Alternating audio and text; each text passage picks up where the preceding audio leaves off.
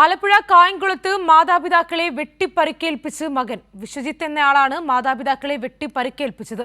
ഒരാളുടെ നില ഗുരുതരമായി തുടരുന്നു. ഇരുവരെയും വണ്ടാനം മെഡിക്കൽ കോളേജ് ആശുപത്രിയിലേക്ക് മാറ്റി. വിവരങ്ങളുമായി ഷാജഹാൻ കൂടി ചേരുന്നുണ്ട്. ഷാജഹാൻ, എന്താണ് ഇത്തരത്തിലൊരു അതിക്രമത്തിനു കാരണം? ഇപ്പോൾ ഒരാളുടെ നില ഗുരുതരമായി തുടരുന്നു എന്ന് മനസ്സിലാക്കുന്നു. എന്തൊക്കെയാണ് വിവരങ്ങൾ? ശ്രീനിധി, മകനാണ് അച്ഛനും അമ്മയെയും വെട്ടി ഗുരുതരമായി പരിക്കേൽപ്പിച്ചത്. ഇതിൽ അച്ഛൻ മരണപ്പെട്ടു എന്നുള്ള സ്ഥിരീകരിക്കാത്ത വാർത്തകളും ലഭിക്കുന്നുണ്ട്. മാവേലിക്കരയിലെ ഒരു സ്വകാര്യ ആശുപത്രിയിലേക്കാണ് ഇരുവരെയും ആദ്യം എത്തിച്ചത്.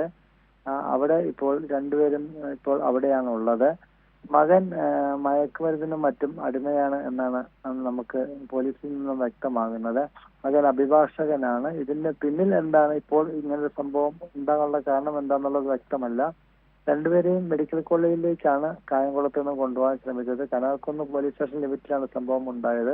പക്ഷെ അതിനിടയിൽ ഗുരുതരമായതിനെ തുടർന്ന് മാവേലിക്കരയിലെ ആശുപത്രിയിലേക്ക് മാറ്റുകയായിരുന്നു. പെട്ടെന്ന് തന്നെ അച്ഛന്റെ സ്ഥിതി ഗുരുതരമായതിനെ തുടർന്നാണ് അങ്ങോട്ടേക്ക് മാറ്റിയത്. പക്ഷെ അച്ഛൻ മരണപ്പെട്ടു എന്നുള്ളത് സ്ഥിരീകരിക്കാത്ത വാർത്ത ലഭ്യമാണ്. ഇരുവരുടെയും നില അതീവ ഗുരുതരമാണ് എന്നാണ് പോലീസ് പറയുന്നത്.